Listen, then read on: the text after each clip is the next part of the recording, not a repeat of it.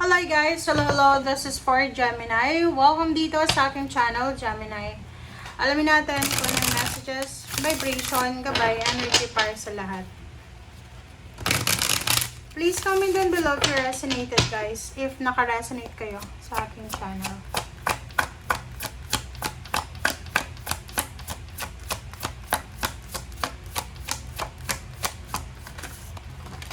Alright, this is justice and time. OMG.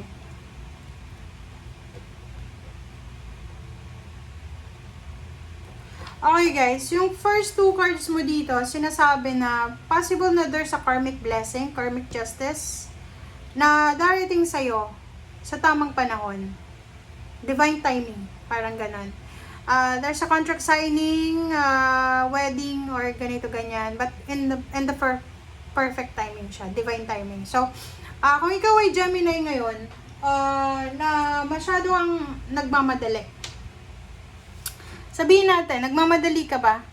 Nagmamadali kang ma-promote, nagmamadali kang magkaroon ng asawa, ng anak, na makapagtapos ang mga anak mo. Sabi ng baraha dito, huwag kang magmamadali. Okay? Kasi nasa perfect divine timing tayo. So, sinasabi ng baraha, makukuha mo lahat ng karma, good karma na yan sa tamang panahon. Alright. Okay, so let's check.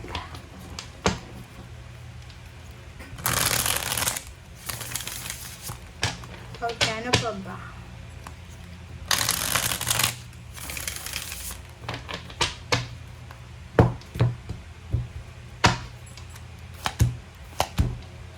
Okay.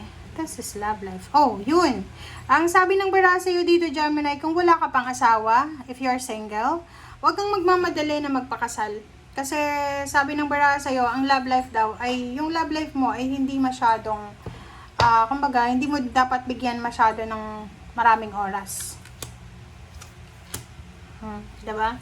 Sabi ng baraha dito, Gemini, na kung lalaki ka man or babae, isang babae or isang lalaki, ang posibleng darating sa buhay mo, napakamayaman niya. Napakayaman. Okay?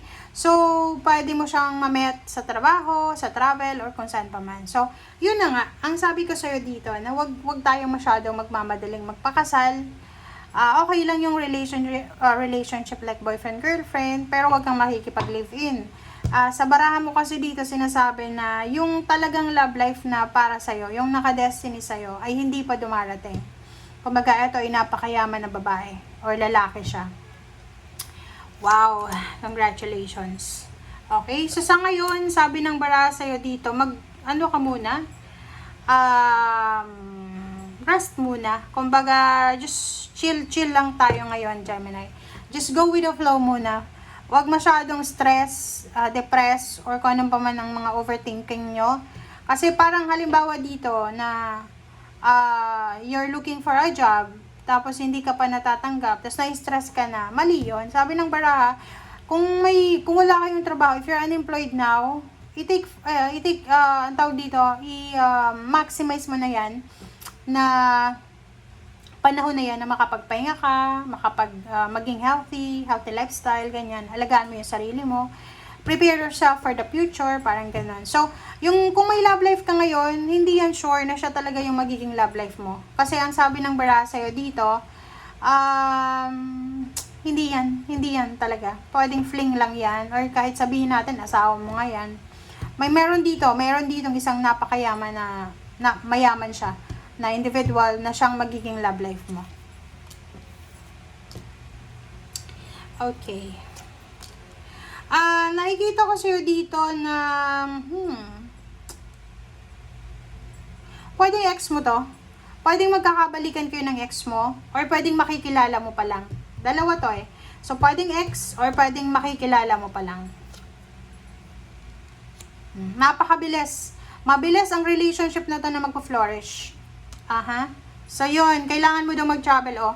Talagang, makikilala mo to sa malayong lugar. Hindi sa kung nasaan ka man sa ngayon. And yung 7 na to, 7 of Pentacles, nakikita ko sa'yo dito na maraming pera ang nag-aantay sa'yo sa future. Wow! Congratulations sa inyo. Nakakaloka ka, Gemini. Parang may nakaka-resonate dito. Kasi iisang message lang to eh. Like, sabi ng baraha, huwag kang masyadong mag-panic sa kung anong nangyayari sa'yo sa ngayon. Sa love life, huwag kang magpapakasal ah. Ito yung warning guys, huwag kang magpapakasal. Muna. Kasi hindi mo pa nakikilala yung talagang tao ng pakakasalan mo. And huwag kang masyadong overthinker. It's either your past or your incoming pa lang na tao ang posibleng magiging mabilis to eh. Mabilis na relationship, mabilis na success, mabilis na blessings.